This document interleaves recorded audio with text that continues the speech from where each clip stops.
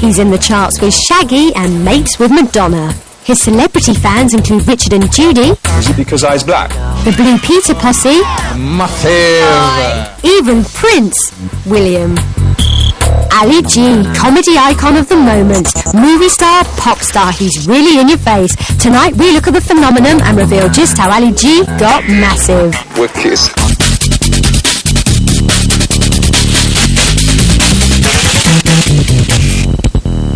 As far as I was concerned, he was a young man taking an interest in politics. I really couldn't work out where he came from, never heard of him before. Was he white, was he black, you know, what was his background? He's a drug dealer, he's a womanizer, he's a wannabe pimp. Thank you very much. He's not funny. He never was funny. And he should make way for the older generation. But Ali G is the voice of the younger generation, and it was the hardcore language of the street that he used recently on Radio 1. It was a successful attempt to get even more publicity. The BBC should have seen it coming. How comes people on this station is allowed to say the C words and M-O-T-H-E-R blank blank blank fucker, but me can't say pony? Listeners called to complain as the stream of bad language caused them to choke on their cornflakes. The wicked-tongued Ali G got massive by posing as a spoof youth TV presenter who bewildered his famous guests with street slang. Listen here, I's got none other than me main man, so Rhodes, son in the house, because we is talking about the education thing. Ridiculing them without them even realising. Do you think, Sir Rod, there is enough discipline in school? I think there's slightly less than there should be. Do you believe kids should be caned? I do. I have. You do? I do. Wicked, man. You believe kids should be caned even in school? Even in school. Caned, an adjective describing the effect of enjoying skunk weed. Do you not think, Sir Rod, if you get caned in school you can't concentrate as well? Because a lot of people out there say that if you're getting caned. Well, I was caned in a time, and I've concentrated all my life. You were caned? Respect, man. From that, it's the... Respect. From there, yeah, so I mean, it shouldn't be done evil, and it shouldn't be done badly. But you've got to have good stuff. You have to have rules in life. You have to have good cane. You have to have a good cane. He epitomises the generation gap. He's talking a different generation. His language is a different generation. It's something that young people can feel that they're part of the in-joke, that they understand it and their parents wouldn't. He addresses the cultural reality of, I would say, almost every teenage kid in Britain. But long before the crucial street style that made Ali famous, it was all a bit more Philip Schofield. Like all desperate wannabes, he spent years wallowing in cable TV hell, entertaining the kids in obscure London suburbs. Is this a long song? So just who is the real Ali G? It's very difficult to describe this bloke. He's got a face and a half, but look, he's got a top name. His name is, in fact, Sacha Baron Cohen.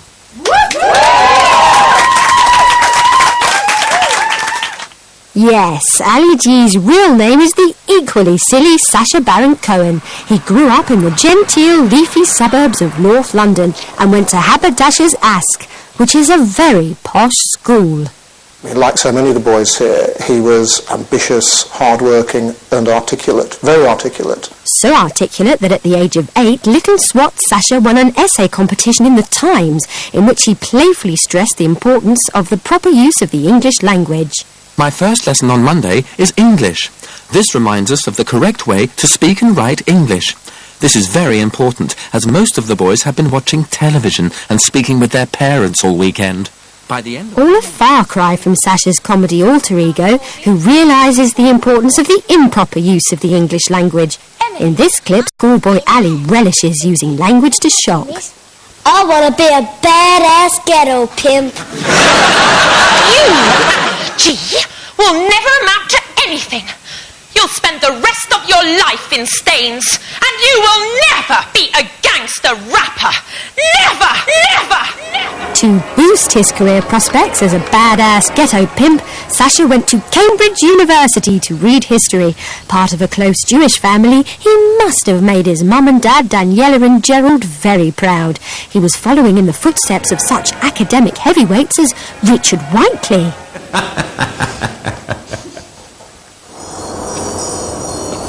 Sacha's comedy leanings were apparent in this early film where, in the tradition of great Jewish funny men, he was happy to take the piss out of his own background.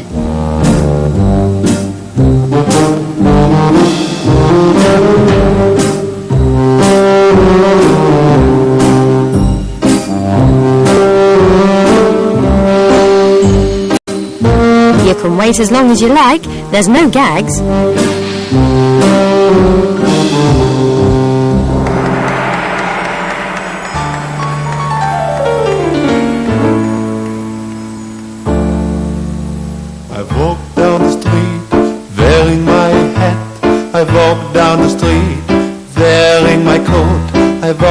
Sacha upped the gag quota for this sketch about two roasting rabbis, which was snapped up by late-night BBC. I walk down the street, I take off my boots. I walk down the street, I take off my socks. I walk down the street, I take off my scarf, my nice woolly scarf. His nice woolly scarf. And I'm schwitzing, schwitzing, schwitzing, schwitzing, schwitzing, schwitzing in my armpits. It might be a rather unorthodox view of the Jewish religion, but there's good news for the ladies. In my armpits. He gets his kit off. Walk down the street, wearing my flip-flops. I walk down the street, wearing my Speedo swim trunks. I've got nothing else on. Wait, I've got an idea. You got an idea? I shave my beard, I shave my arms, I shave my legs, I shave my back. Why can't you be more like that baby-faced boy Andy Peters? It isn't going to come to a rut. But if it does. No, it's not going to come to a rut. This is being done. Ali G's carefully crafted look was crucial to his comic assaults on unwitting punters who took him at face value, however ridiculous his comments. It's time for them protesters to start looking after themselves and protecting themselves properly. The violence doesn't solve anything, does it? No? Well, I don't know, it does. It does. It doesn't. Yeah, it mainly does. Not really. You can't control open violence, can you? Well, you can. In what? In what situation? Well, in a violent one. Using all the cliches of street culture, Ali G's trick was to act as if he knew nothing outside of the Staines ghetto that he came from. Me has heard both sides of the argument. Me don't understand either of them. But me is well up for a rock anyway. Freedom! Freedom! Come on!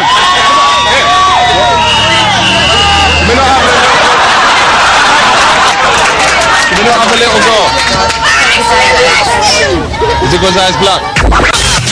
It was a much less sophisticated Sacha who got his first big break into telly courtesy of the media moguls who ran the near-legendary Pump TV. Hello there! Welcome to Pump TV!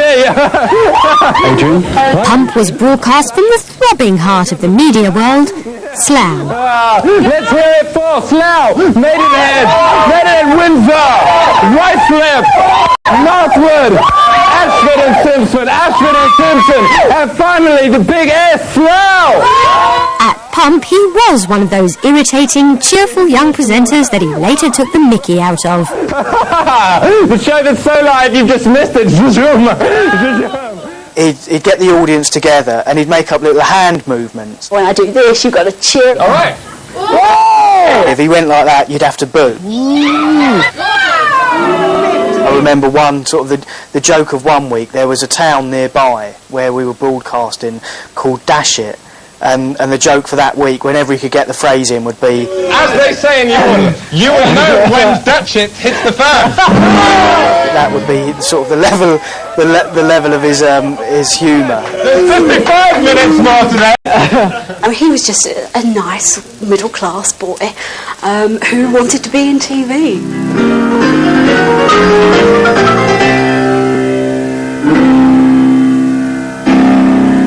It is time for the most cultural ever youth show. It's time for F2F.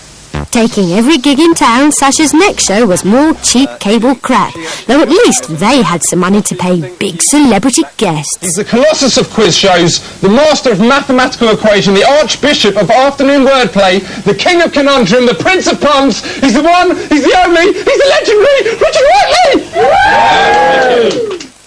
I have absolutely no recollection at all of being interviewed by Sacha Baron Cohen. That's terrific. I wish I'd written that. That's Really? wonderful. That's terrific. Can I borrow that? You've won! I can't believe it! He seems quite a nice lad, quite an excitable young man. But I wouldn't have thought, looking at that, he would have gone far. Ali G's look may be a shorthand for naff street style, but the man behind him, Sacha Baron Cohen, has always fancied himself as something of a style guru. In fact, he even did some modelling in Lads Mag Loaded before getting his first telly work. And it was the world of fashion that inspired Sacha's first comic character. An outrageous style reporter called Bruno. Like Ali G, the look was critical to the satire, but the target here is the fashion industry. It's a pish, anyone can do it. Even then, for comic effect, he was prepared to make a complete dick of himself in public. The guy with the microphone in the middle of the room, do you need to be there, sir? There's that key element, and it's a wonderful Yiddish word of chutzpah, the idea of sort of brazen cheek, being able to talk your way through and out of anything. Everyone's trying to get in to interview Tristan. He's already written to us saying he wants to meet us. Tristan, hi. We're not taking any more in. Hi. As this scene shows, he was shameless in pursuit of his victims, never letting the stupidity of the character slip, even though the comic lines hadn't been sorted yet. You're Tristan. Can we ask you... Want to ask you just... can we just... 1 minute? 1 minute? 1 minute, you can have 1 minute Yeah? and then I'm going. Something about fashion. There was something about fashion. What do you mean? Sorry. I had a question about fashion. I can't remember about... Believe me. You can't just give the answers and we put in... The answers? No. So, if you want to ask me some questions, fax them to your PR company and I'll answer them. Okay. Early stages of Ali G, wasn't it? Winding up people, trying to get him all day, all night, eventually gets him and then forgets what question he's going to ask him, winds him up completely.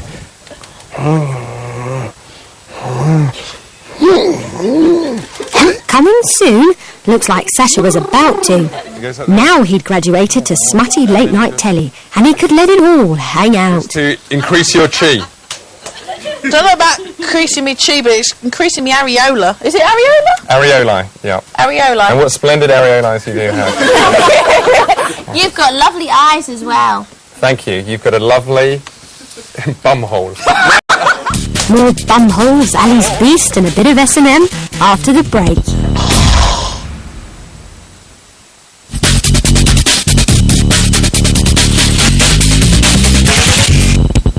Dzień dobry.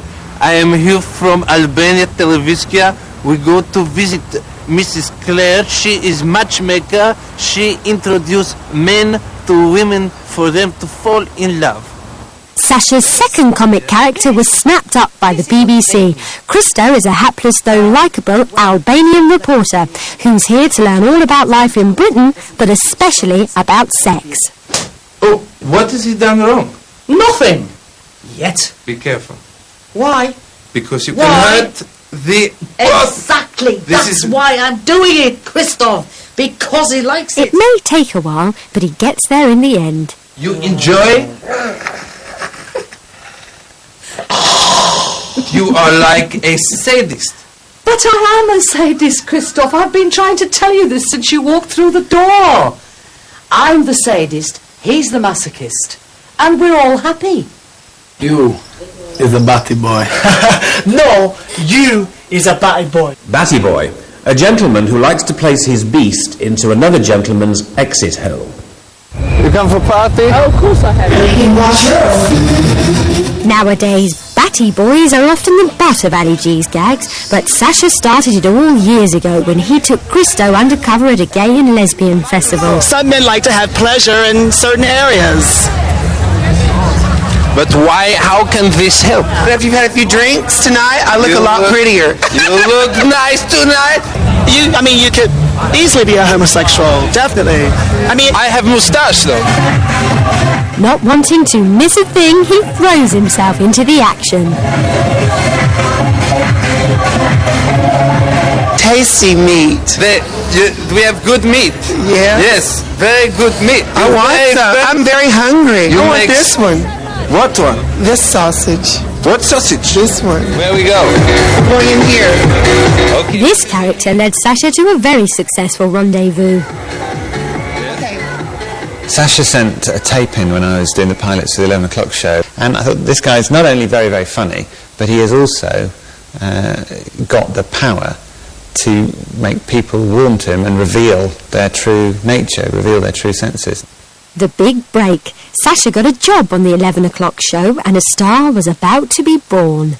But the catchphrases, the costumes, everything about Ali G was devised by Sacha Baron Cohen and Andrew Newman, who was producing the 11 o'clock show at the time with me.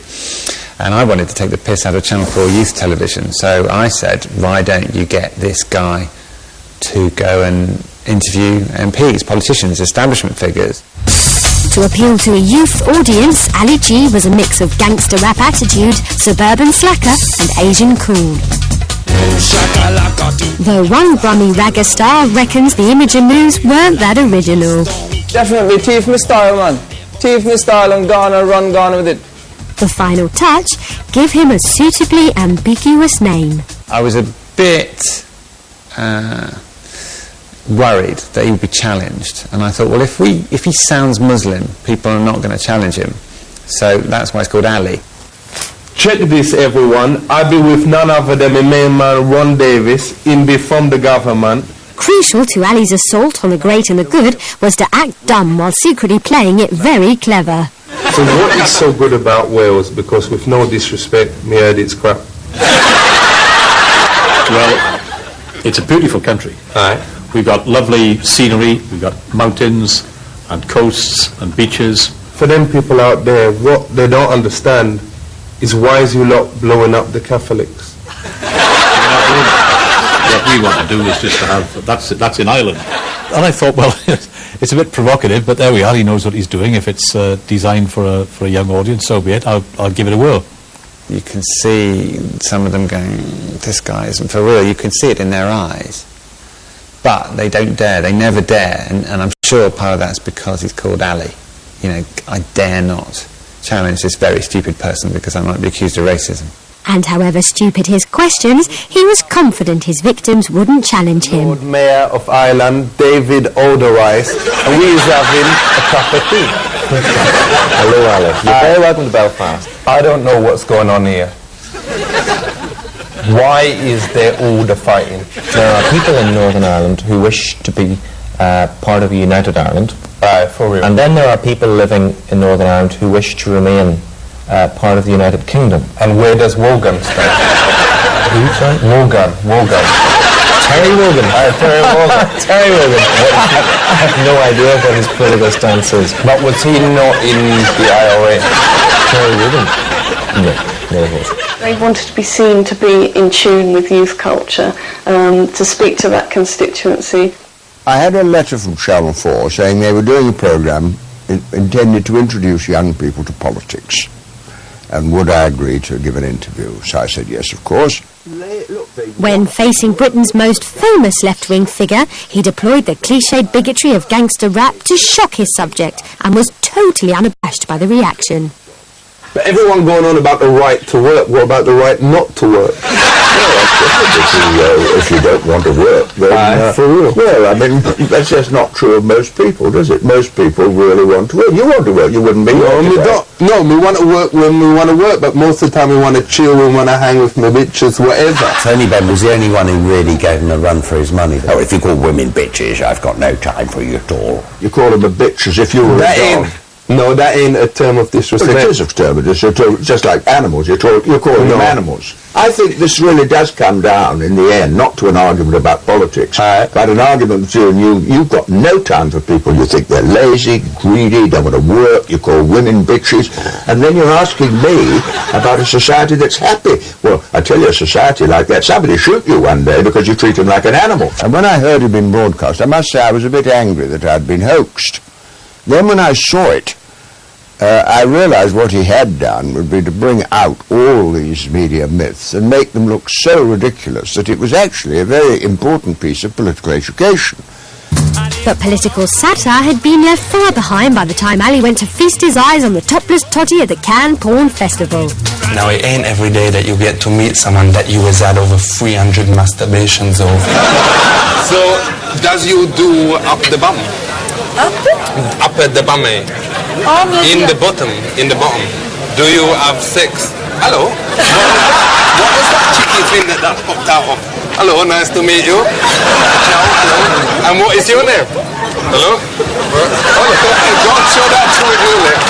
Man, I ain't never gonna wash my face again. I think it's ironic that when Ali G went to Cannes, there he was supposedly sending up the attitude of the late-night cable TV presenter, like, ooh, show us your tits, laugh, sort of thing. But actually came across quite Benny Hill, and it was a really obvious joke. In a sense, he'd become what he was parodying. Can I have a look at your boobs as well, please? Have a look. Thanks a lot. It's a shame normal life ain't like this in England. I mean, the boundaries, when I started, like in the early 80s, you couldn't do the kind of jokes that Sacha does about women, kind of things. You just couldn't do it, you know. Punani, a singular or collective noun referring to a lady's genitalia, or to give it its technical term, front-bottom. Madonna was the first to realise the global potential of Ali G's parochial slang. Here he injects some humour at the Queen of Pop's expense. Your Babylons look less big than they do on the telly, but I still definitely would. You wish. I do, actually. And another wish was to star in his own video. It came true when he made a record with Shaggy. The video was much more hardcore, with more flesh on display than a coach of butchers. Hey yo, you was better than J-Lo. Next to you, she's just a minger, fit as Destiny's Child. Well, apart from the lead singer, you fitter than the Spice Girls, including the Ginger. Give it shave, cause me wanna be in ya. There's a blurred line now, and is it satire or is it actually celebrating certain sexist attitudes? Fill me with petrol. I'm gonna pump you with my 5-star unleaded eye. Let me see your nozzle. What? Oh, you wanna see my knob? Alright. Boob and knob gags are an undeniable part of Ali G's youthful appeal. He used to take the mickey out of real MPs, but as the fictional MP for Staines, Ali is now the butt of the joke.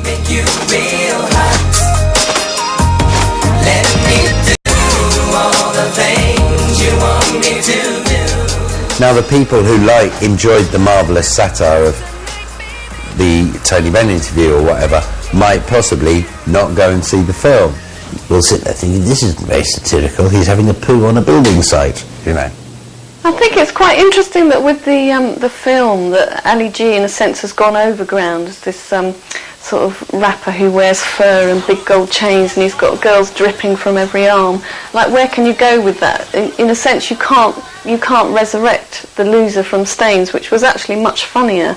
That was where the joke was. So once you've left that behind, what do you do with this Ali G who's now really become a cartoon? More movies to come? For real, as in fact, this evening gonna record another movie with me Julie at home on location in Staines. It is a remake of The Lord of the Rings. I is playing the Lord, and Julie's playing the ring. Alright? Respect. Well, my advice to Sacha Cohen now is to give up, because frankly he's making too much money. Pop the bomb. Yes, yes, yes. Yes, yes, yes. No, no, no. Chicken, chicken, chicken, chicken, chicken, chicken, chicken, chicken, chicken, chicken, chicken, chicken, bang, bang, chicken, chicken. Vincent! Vincent! Vincent! Vincent! So we hope you enjoy this. Okay, goodbye now.